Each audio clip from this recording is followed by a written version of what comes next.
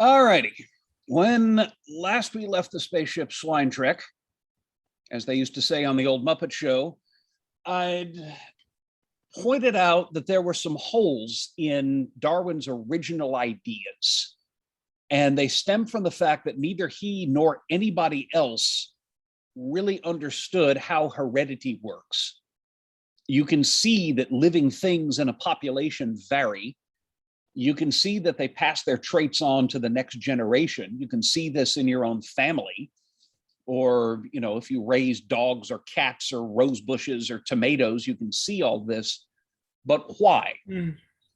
And the beginning of the deeper reason came with the work of Gregor Mendel, a monk in the Czech city of Brno, who started growing lots and lots and lots of pea plants in the 1850s, over 17,000.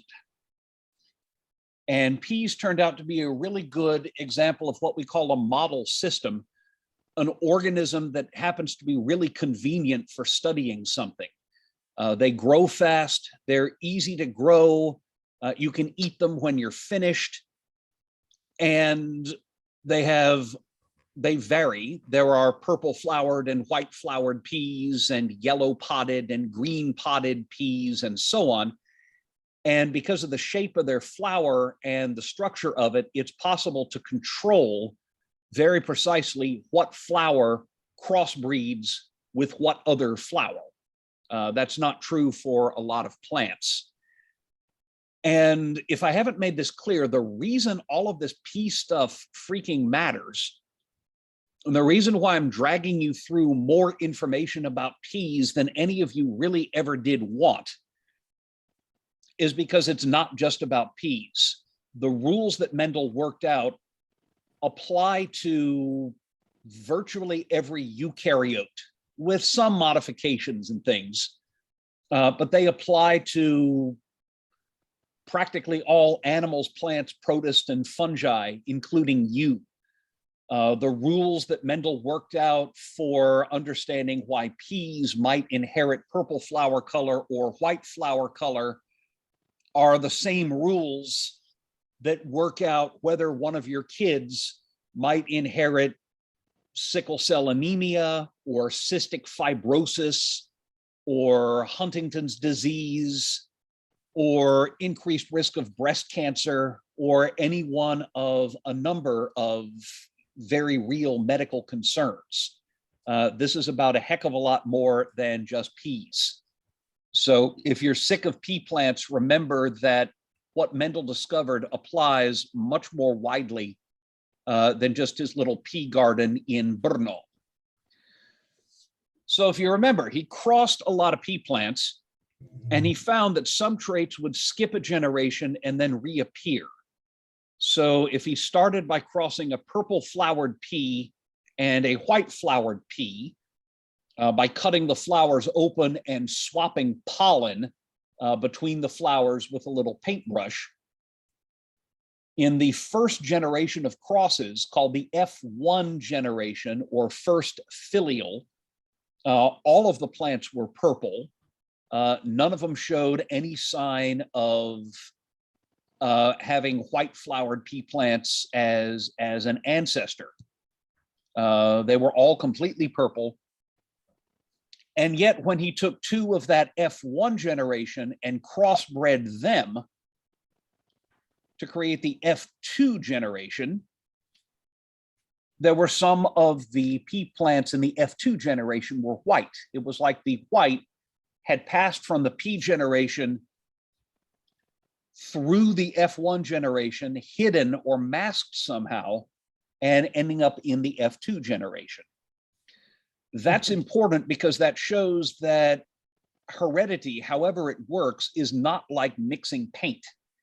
If you mix purple paint and white paint, you get light purple paint, pinkish paint or lilac paint or something, and all of the stirring in the world will never get you the white paint back out. You can never unmix paints.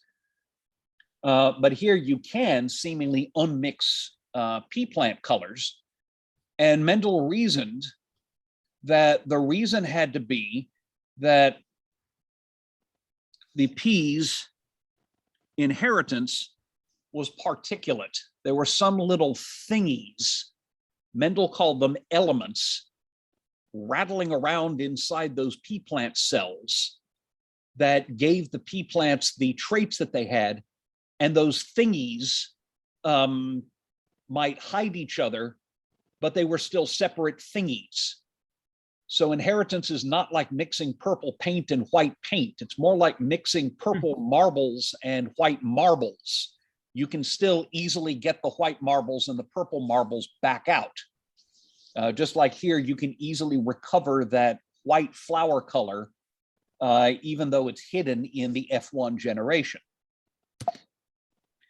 Now that's interesting, but there was more to it because Mendel did something whose importance wasn't recognized at the time. He counted. In every generation, he carefully counted the number of pea plants. So when he crossed a true breeding purple flowered pea plant with a true breeding white flowered pea plant, all of the offspring were purple flowered, like this that we just saw. But when he crossed those two F1s, when he crossed two purple plants from the F1 generation, which means he was basically crossing brother and sister pea plants, but let's not think about that too hard. He not only got purple and white, he got 3 purple for every 1 white. In fact, what he got was 705 purple flowered pea plants and 224 white flowered pea plants. That is very close to a ratio of 3 to 1. 3 purple flowered pea plants for every 1 white flowered pea plant.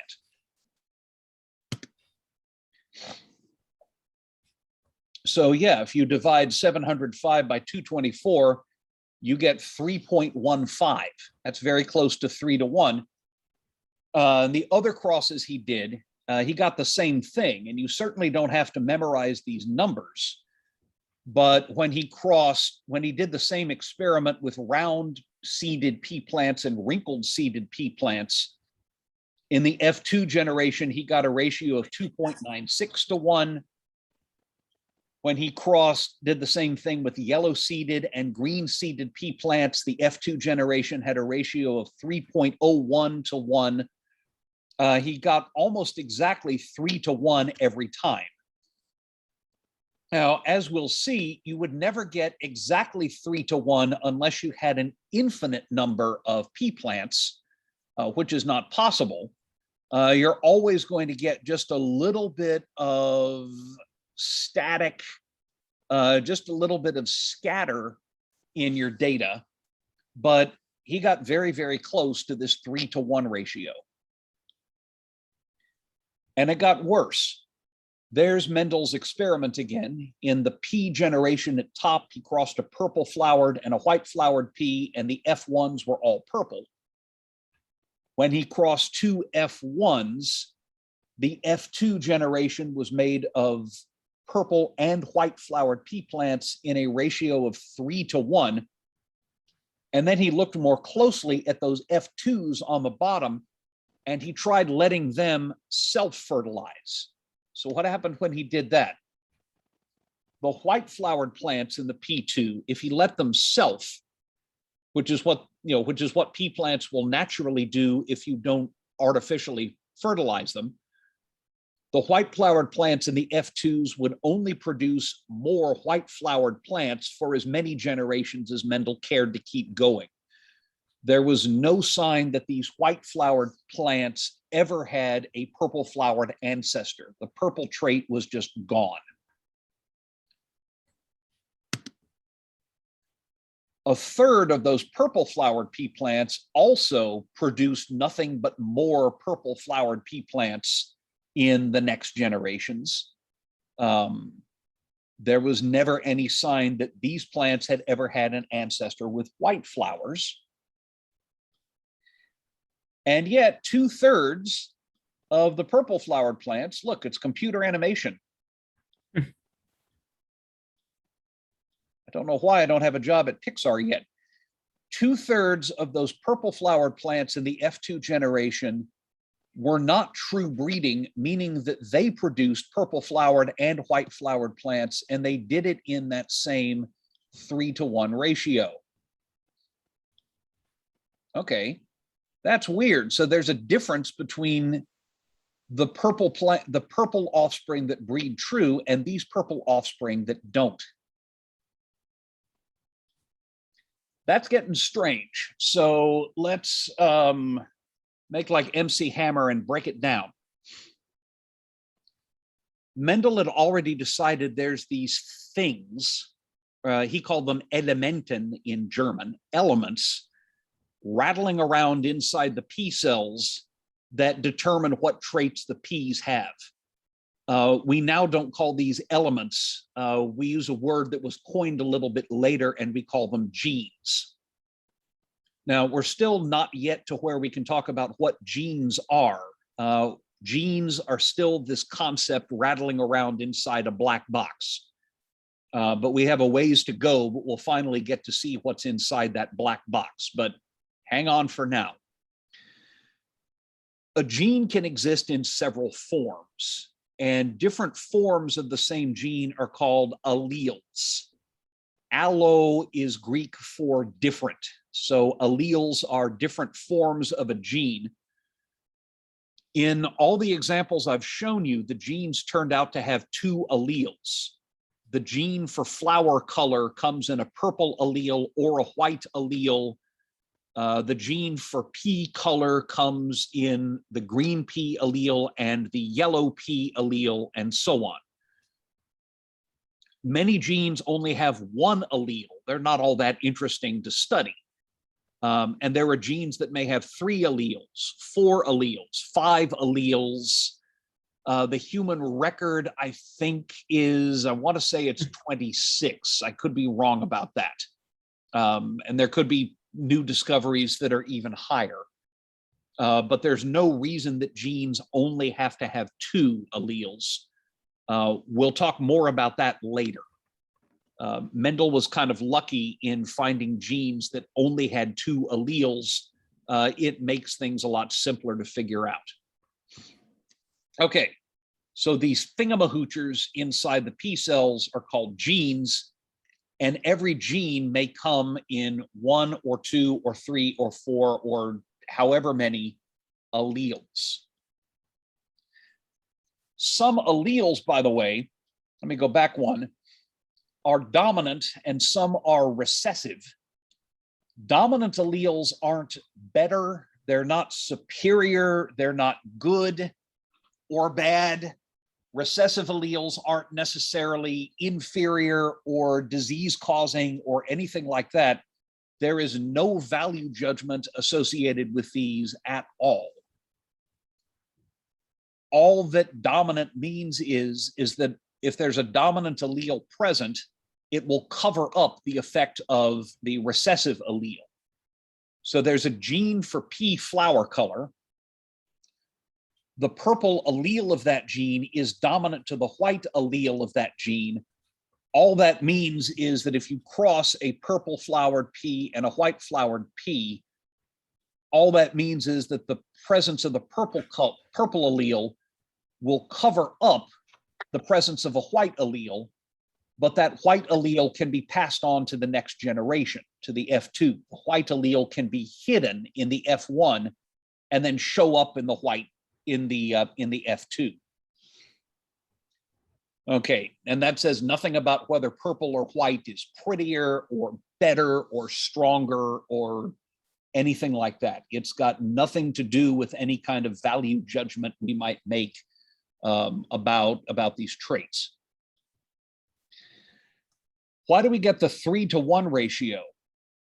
Every pea plant has not 1 of each gene, it's got 2 of each gene. And the reason is that every pea plant got 1 of each gene from each one of its parents. So every pea plant got 1 copy of the gene for flower color from mom, or they don't really have, they all have both sex organs, but they got one copy of each gene from the plant that they got their sperm from, and a second copy of each gene from the plant they got their eggs from.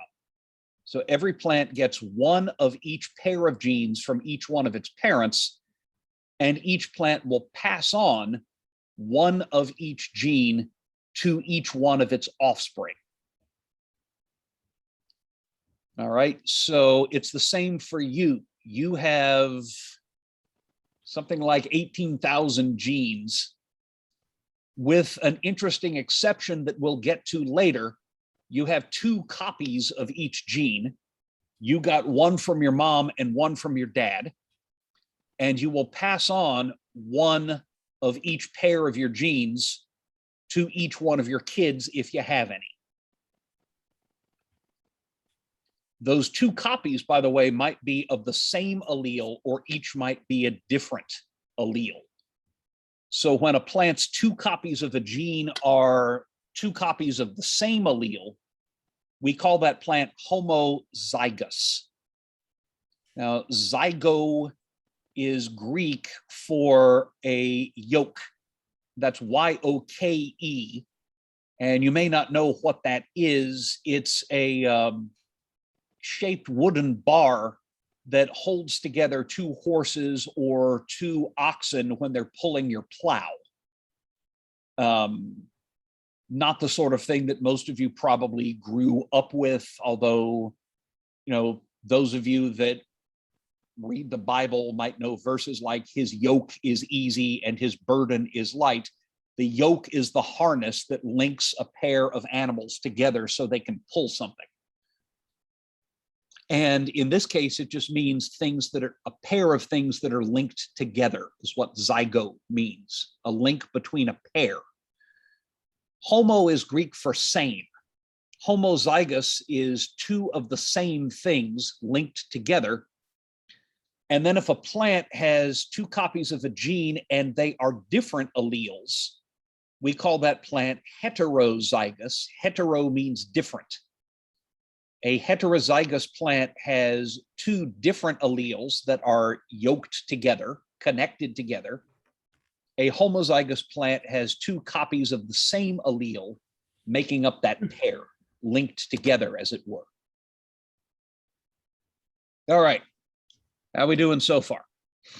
If we were having an actual lecture here, some of you probably would be nodding because you may already know this, and some of you might be looking at me like I've just swallowed a live weasel. Some of you will get this right away, some it takes a little while, and that's okay. As I've said, sometime this afternoon, I will be uploading some practice problems that you can work. And this often helps in learning this particular material. Okay, an allele can be dominant or recessive. We'll actually look at some other possibilities. We don't need to get sidetracked right now. For the moment, we can say that, you know, a gene that comes in several alleles, some of those alleles may be dominant to other alleles, which are recessive. And again, dominant doesn't mean better. Dominant just means it covers up the existence of a recessive allele. That's all. So those F1P plants that we saw several slides back, each had one purple allele for the flower color gene and one white allele of the flower color gene. And they all looked purple because the purple allele covered up or masked the white allele. Now, to work problems, we need to come up with a way, we need to come up with a shorthand for describing this. And we can represent dominant and recessive alleles of the same gene by capital and lowercase forms of the same letter. The pros would actually do something a little bit differently, but this will work well for our purposes here. So we can abbreviate that dominant flower color allele with a capital letter P, and that stands for purple, and the recessive flower color allele with a lowercase p, which stands for white. Okay, the letters don't necessarily abbreviate the words that we stand for. We don't use P and W because what we want to get across is the fact that the purple allele and the white allele are two different forms of the same gene. Incidentally, if you're working these problems by hand out on paper, I usually block print the capital letters and write lowercase letters in cursive. That's because if you're printing, it's hard to tell the difference between capital P and lowercase p because they both are, a vertical line with a bubble blowing out to the right? It can be difficult to tell capital and lowercase forms apart in print, especially if you're not writing on lined paper. So if I'm working these problems by hand, I usually abbreviate lowercase alleles with lowercase cursive letters to make sure that I'm not mixing those up with printed uppercase letters. You learn things like this to help yourself from getting too confused. It's easy to confuse yourself. And so any given plant is carrying a pair of alleles, and that pair of alleles can be represented by a pair of letters. A pea plant that's got white flowers must have the allele combination little p, because if it had big P, little p, that big P would cover up the presence of the recessive white allele and the plant would look purple. So the only way a white flowered plant can exist is if both copies of its flower color gene are the recessive white allele. That plant is homozygous recessive, as we say, meaning it's got the gene combination little p. A purple flowered pea plant could have two copies of the dominant purple allele. It would be homozygous dominant, and we'd abbreviate that as big P. Or a purple flowered pea plant could be heterozygous, which means it's got one of the purple alleles and one of the white alleles, and we would abbreviate that big P, little p. So Mendel's first crosses actually look like this. He started with a purple flowered pea plant that was homozygous.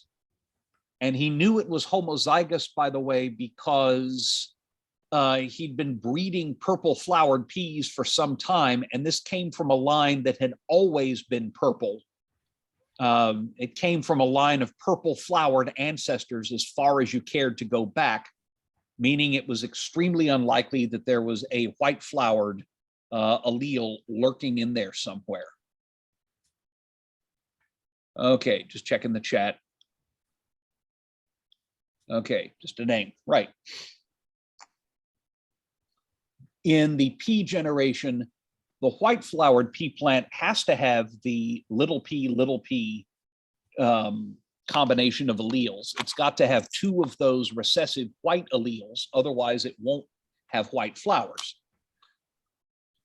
So when those peas get freaky, or when Mendel picks off pollen from one and drops it on the pistil of the other. All right, just checking chat. The purple flowered parent gives each one of its offspring one of its alleles. And the only option there is a capital P allele. And the white flowered parent gives each one of its offspring one of its alleles. And the only option there is a lowercase p allele. So all of the offspring end up with a big P from one parent and a little p from the other. So all of the offspring are what we call heterozygous. One copy of the purple allele from mom, one copy of the white allele from dad. Purple is dominant, white is recessive, so all of the plants look purple. In the second generation, it gets a little more complicated because each of these F1 plants can pass on either the dominant purple allele or the lowercase white allele, but not both. Burn this in your brain. You pass on one of each pair of alleles, but not both. And by the way, someone once asked, we don't really say heterozygous dominant, it's just heterozygous. Homozygous just means that the two alleles are the same. And so we have to distinguish between homozygous dominant, which would be like big P, and homozygous recessive, which we'd abbreviate as little p. But heterozygous is just heterozygous. It can't be dominant or recessive because it means you've got one of each. Okay, so each one, F1 plant can pass on either the big P allele or the little p allele, but it cannot pass on both. So one possibility is that one parent contributes the purple allele and the other parent also contributes the purple allele. So about 1/4 of your F2 plants will get a purple allele from each parent, and they will be homozygous for the purple allele. They will have the allele combination that we abbreviate as big P. Half your plants will get a purple allele from one parent and a white allele from the other parent. There's two ways that could happen. They could get a purple from mom and a white from dad, or a white from mom and a purple from dad. So there's two different ways that can happen. It doesn't make any difference, but it means that 2 out of 4 of your F2 plants, or half of them overall, will be heterozygous. They will have one copy of the dominant purple allele for flower color and one copy of the recessive white allele for flower color, which we can abbreviate as big P, little p. And then 1/4 of your offspring will just happen to get a recessive white allele from both parents, and those are the ones that will grow up to have white flowers. That's why you get the results that you got. That's why you get this 3-to-1 ratio when you do a cross like this. You'll get, on average, 3 purple flowered pea plants for every 1 white flowered pea plant. Of those purple flowered pea plants, 1/3 of your purples are homozygous dominant, and 2/3 of your purples are heterozygous. So that's what we get when we rattle that black box, that there's these little elements or genes that determine traits, and you don't inherit arbitrary numbers of these little genes, whatever they are. They come in pairs, with an exception that I'll get to later because it's important. This is true for you too. You got one of each of your genes from mom and the other of each of your genes from dad, and you will pass on one of each of your genes to each of your offspring if you have any. And the same is true for dogs and cats and tomatoes and butternut squash and psilocybin mushrooms and paramecium. It's true for the majority of animals, plants, protists, and fungi. It's true for just about all eukaryotes. Some will throw you interesting curveballs, but the basic outlines are true for virtually all eukaryotes. That's why this pea stuff matters. It's not only about peas. The If you do this cross in the F2 generation, you get a 25% probability of getting a white flowered pea plant. That's the same probability that a man and a woman who are what we call carriers will give birth to a baby that's got cystic fibrosis or certain forms of disease called muscular dystrophy, or hundreds of other possibilities. The same rules apply to you, and we'll look at some examples of that as we go on. To make this a little easier to visualize, we can use a little paper calculating device that was invented after Mendel's death. It was invented in roughly the year 1900 and don't care, by a British guy named Reginald C. Punnett. And it's known as the Punnett square. So if we want to work a Punnett square, what we want to do is predict what we'll get if we cross two parents with different sets of genes.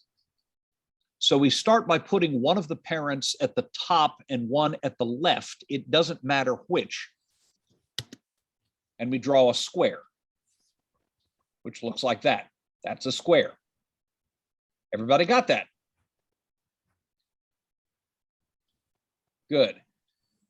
Now remember that every pea plant passes on one of its pair of genes to each one of its offspring, so that purple flowered pea plant can only pass on a purple allele.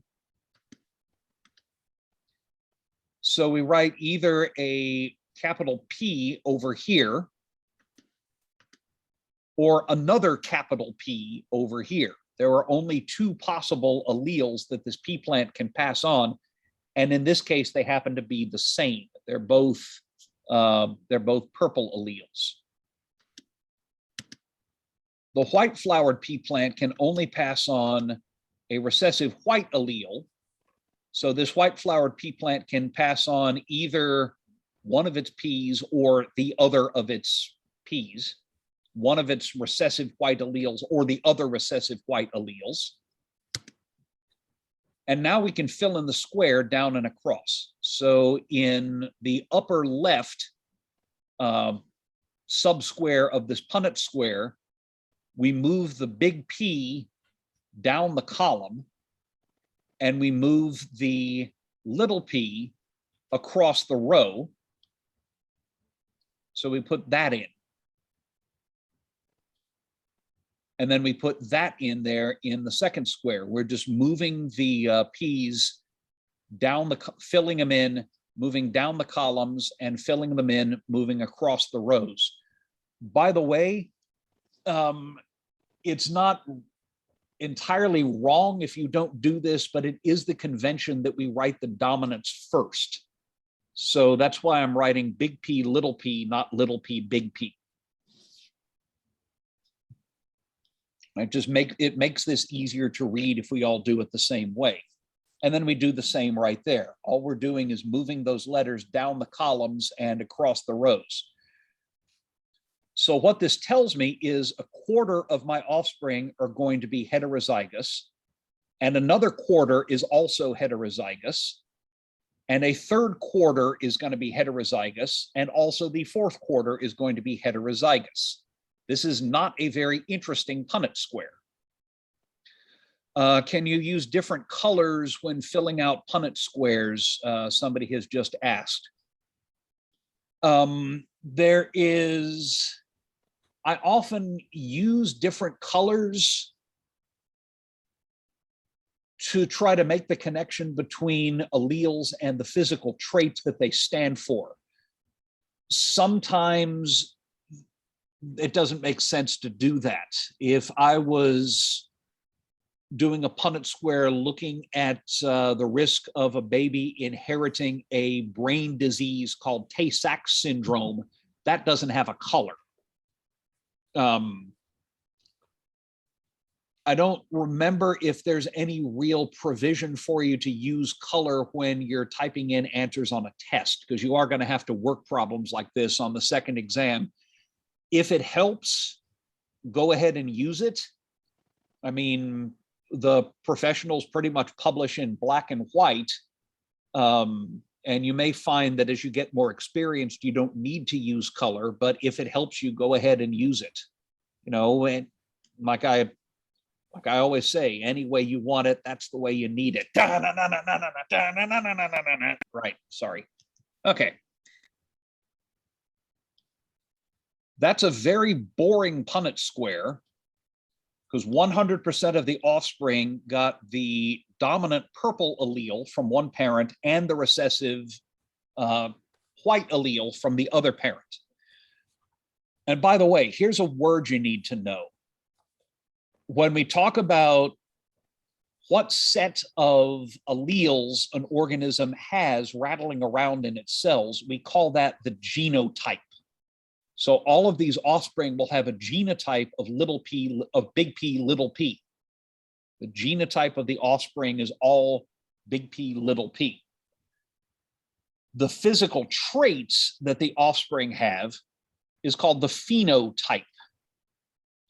So since big P is dominant to little p, the phenotype of all of the offspring is purple flowers. If I ask you a question, what is the genotype? The answer is going to be some combination of letters or symbols. If I ask you a question, what is the phenotype? The answer is going to be a trait, purple flowers, or white eyes, if we're talking about fruit flies, or Charcot-Marie-Tooth muscular dystrophy, if we're talking about people. The phenotype is always some kind of feature or trait that the organism has. The genotype is what we call the combination of alleles that an organism has. So we throw those words around a lot, genotype and phenotype. Now, here's how we set this up to look at the F2 generation. Take two of those heterozygous purple flowered pea plants from F1 and we crossbreed them. So we put the parents at the top and at the left, and we draw a square. And each parent may contribute either a big P allele or a little p allele. Each parent can pass on one or the other. It cannot pass on both. Not normally. There are cases where things could go wrong, where a parent could, but let's not worry about that right now. For the moment, as far as we're concerned, a parent normally will contribute one or the other of its alleles, but it cannot pass on both at the same time. I see some people forget this, and up at the top of the Punnett square, they'll write big P, little p, and the offspring are big P, little p, little p, big P, little p, big P, little p, little p, big P, little p, and it gets to where I get the sense that they're desperately throwing stuff against the wall and hoping it sticks. I can't give you credit for that. You need to know that each parent can pass on one or the other of each pair, but it can't pass on both. And now we draw the columns and rows and fill in the square down and across.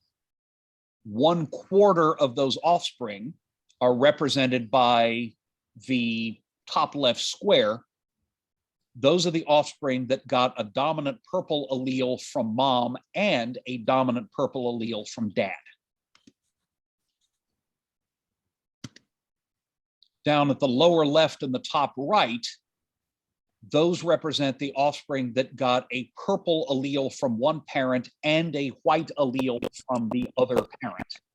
And that's half of the offspring. And then in the last square, what goes in here represents all of the offspring that happen to get the little p from mom and the little p from dad. And they are, of course, homozygous recessive. And all we did to fill this in was just take the letters and move them down the columns and to the right along the rows. That's how we fill those in. And again, it's not absolutely necessary in this course, but it's strongly preferred that you write the dominant first and then the recessives if there is one. That's why we write big P, not little p, big P. Okay, why is the little p not first in the top right? Okay, up here, why don't we write little p, big P? It's just convention that we write the capitals ahead of the lowercase, that we write the dominant alleles ahead of the recessive. It really doesn't make that much difference. I mean, we still know that the phenotype is going to be purple flowers. You know, it doesn't really matter which you put first, except this is just the convention for the way we do it. It makes it easier to interpret if your brain isn't having to stop and think, okay, there's a little p, big P. Oh, wow, that's the same as a big P, little p.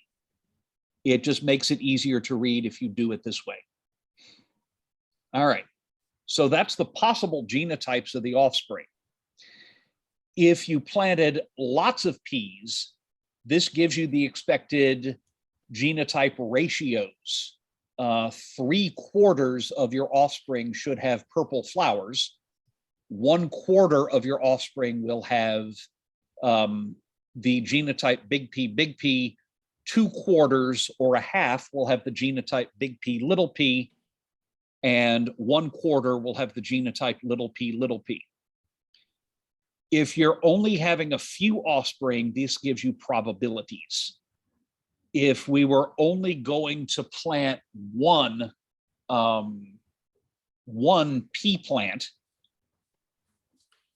there would be a 25% chance that that pea plant would have the genotype big P, and a 50% chance that that one pea plant would have big P, little p genotype, and a 25% chance that the plant would have little p as its genotype. Okay, great. So 3 out of 4 offspring will have the purple flowered phenotype.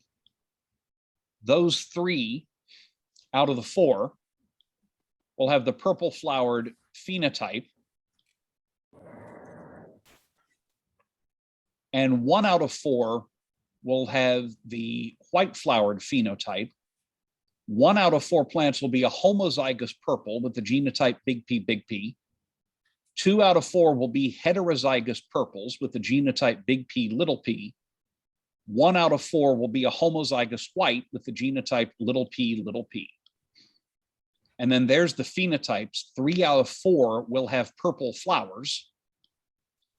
1 out of 4 will have white flowers. Whew, oofta. Oh, computer animation.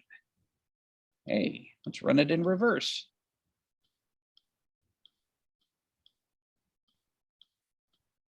All right, sharpening up my resume to go take that job at Pixar. Woody and Buzz, here I come. All right, last thing, and this is where things start getting a little tricky. Mendel didn't confine himself to crossing pea plants that only had a single gene with 2 alleles. He looked at what happens when you cross plants and you look at 2 genes at the same time. So let's say we cross a plant that has yellow and smooth peas and a plant that has wrinkled and green peas. These are pictures of actual peas. I just kind of enhanced the color a bit. They're not really that, that brilliant green right there. Now, Mendel had already done experiments and he'd found that yellow pea color is dominant to green pea color and smooth pea texture is dominant to wrinkled pea texture. He'd already done the crosses to establish that. So what he's crossing is one plant that is homozygous dominant for yellow flower color, yellow pea color, which we can abbreviate capital Y, and smooth pea shape, which we can abbreviate capital S. Excuse me. The other parent is homozygous recessive for both traits. It's homozygous recessive for green, which we do not abbreviate as G, we abbreviate as lowercase y, because we're emphasizing that yellow and green are two different alleles of the same gene. So we use different forms of the same letter to represent different forms of the same gene. And in the same way, Mendel established that round pea shape was dominant to wrinkled pea shape. So a wrinkled green pea plant, or pea plant that produces wrinkled and green seeds, must be homozygous recessive for green and homozygous recessive for wrinkled. And by the way, I've put the S in italics to make sure you don't confuse it with a capital S. There's no difference in shape between a print capital and print lowercase s except for size. So to try to emphasize that, you know, these really are different letters, I put the lowercase s in italics here. If you're working these out by hand, I'd recommend you put S in cursive, assuming anybody remembers cursive. That's another thing that millennials have ruined. Get off my lawn. Avocado toast and soy lattes. Right, anyway. Each parent can contribute one of each pair of alleles, not both. So the parent up at the top will pass on one of its alleles for pea color and one of its alleles for pea shape. And this makes for a not very interesting Punnett square, because there are 4 ways that the pea plant can do this, but they all give you the same result. And the same is true for the pea plant at the left, which is homozygous for green pea color and wrinkled pea shape. That plant can pass on one of its greens and one of its wrinkleds, or the other of its greens and the other of its wrinkleds. And there's 4 ways that you can do that. So you get a 4x4 Punnett square, but every little subsquare has exactly the same thing. Every one of these offspring will have the genotype big Y, big S, little s, and they will all have the phenotype smooth yellow peas. So this is an exceptionally dull Punnett square. It gets interesting if we take 2 of these and we breed them to each other. Things get fun when you cross 2 of the F1 pea plants. Both of those F1s have the genotype big Y, big S, little s. Each plant will pass on one of each pair, but not both. And it turns out there are 4 ways that can happen. And it's actually fairly easy to work these out, because this is something that you already know if you passed 8th grade algebra, as I assume you did. Anybody remember that when you're multiplying binomials, you use the FOIL method, right?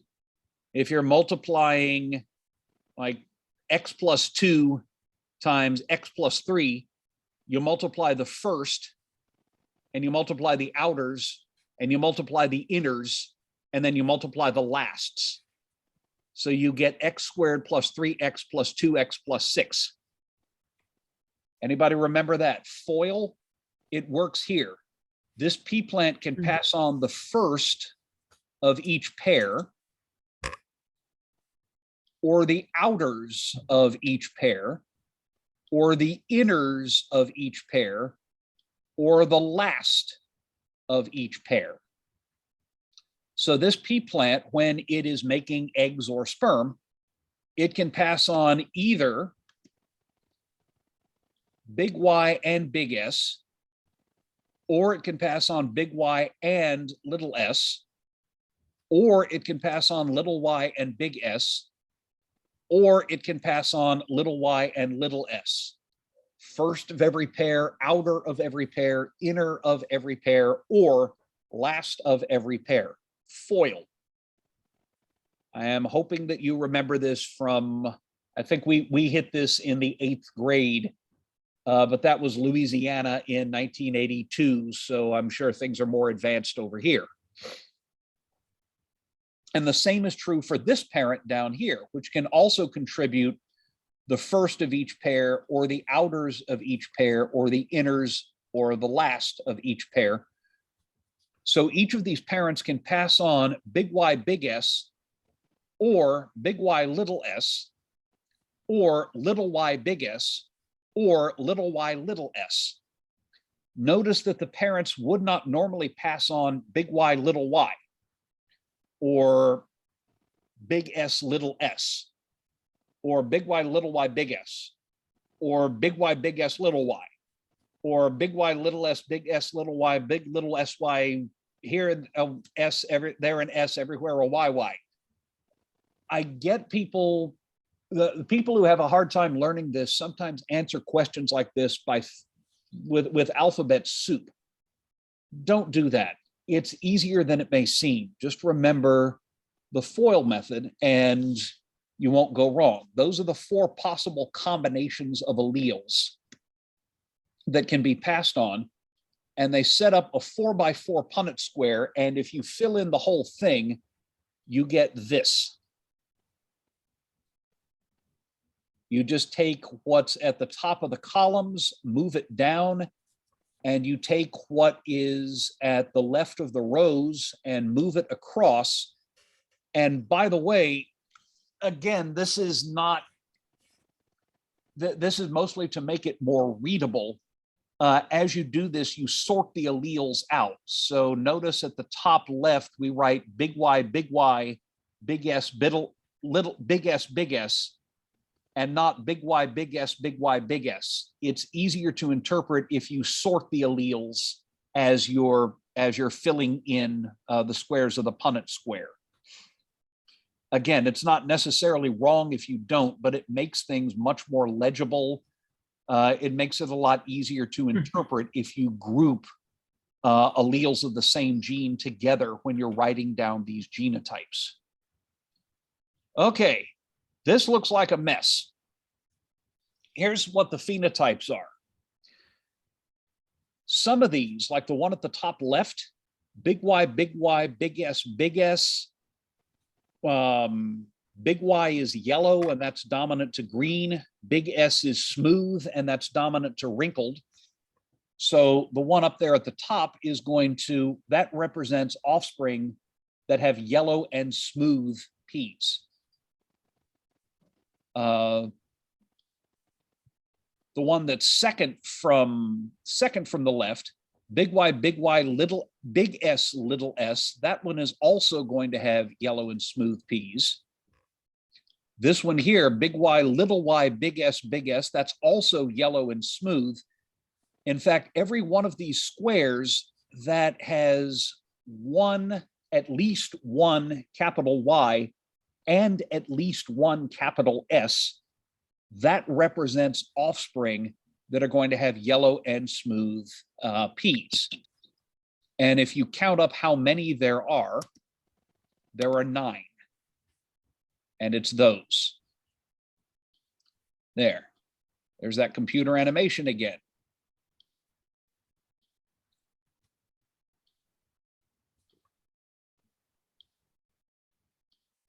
Okay, 9 out of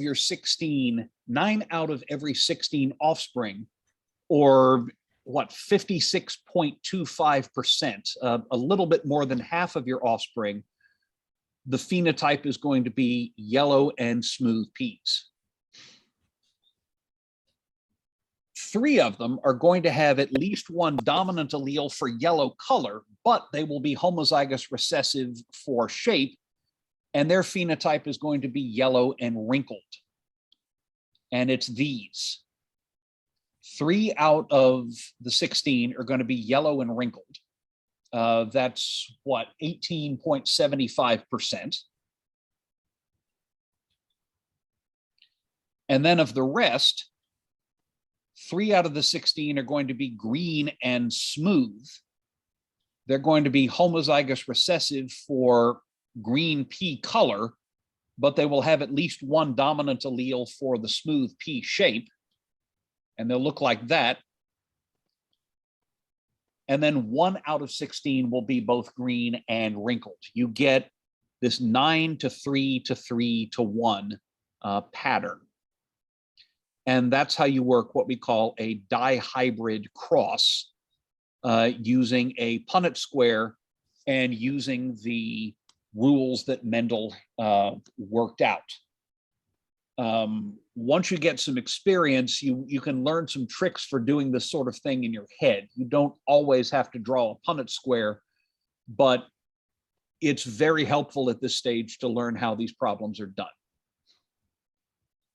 And again, you will have Punnett square problems to work on the exam, and I will be posting a set of practice problems sometime today. I've got stuff going on this afternoon, so it may not be till this evening. I won't force you to do these problems if you don't feel like it, but they are the kind of thing that I promise you you will see on the second exam. And you need to learn how to do these. Some people find this really tricky, some people don't, but everybody can improve. So there. All right, we're almost done. Mendel announced his discoveries in 1865.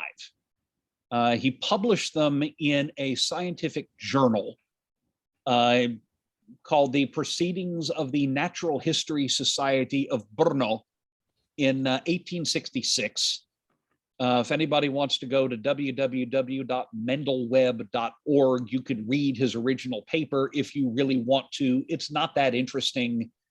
Well, it's historically important, but it's not really a page turner. It's not written in a very engaging style, but if you want to see what it looked like, it's there. And the problem is that his work was mostly ignored for 35 years. He tried to keep his experiments going, and some critics raised the question, are these findings only true for pea plants, or do they apply to other species of plants as well? So Mendel did start some experiments with other species of plant. Unfortunately, the worst possible fate that can happen to a scientist happened to Mendel because he became an administrator. It's a terrible, terrible thing. I'm fortunate this will never happen to me. He was elected abbot in 1868. He was the head monk of his monastery, and he had to spend the rest of his life running the monastery, getting into political brouhaha between the Roman Catholic Church and the Austro-Hungarian Empire, because there was a lot of that sort of thing going on, a lot of conflict between church and state.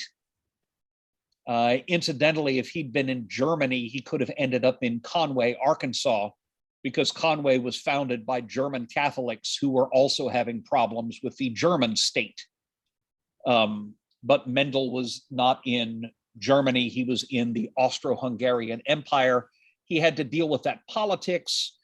He had to run the monastery. He never got a chance to go back to his science, and he died in 1884, pretty much thinking that he'd been forgotten. All right. But a guy by the name of Hugo de Vries, independently of Mendel, rediscovered some of Mendel's findings doing experiments with a completely different plant, a plant called evening primrose, a very pretty plant, which looks like this. Without knowing it, he repeated some of what Mendel had done, and he argued that traits had to be inherited as these units, and he's the one who coined the word genes for them. And then in 1900, De Vries and two other guys named Carl Correns and Hugo Chermach just happened to come across a copy of Mendel's paper that had been gathering dust for 35 years and realized, holy cow, this is important. Mendel's experiments were repeated with other plants and with animals, and they soon revealed that the basic laws that Mendel had worked out applied to virtually all eukaryotes. They wouldn't be very interesting if they only applied to peas. They apply to humans and dogs and cats and peppers and tomatoes and corn and beans and fruit flies and sea urchins and rhinos and elephants and magic mushrooms and everything in between. That's why all of this matters. There were bound to be a few new wrinkles, but you know what? We're going to cover those on Thursday because this is a pretty big information load. So by the power vested in me by the state of Arkansas, I'm actually going to let you goobers go about 5 minutes early, and we will go ahead and stop the recording now.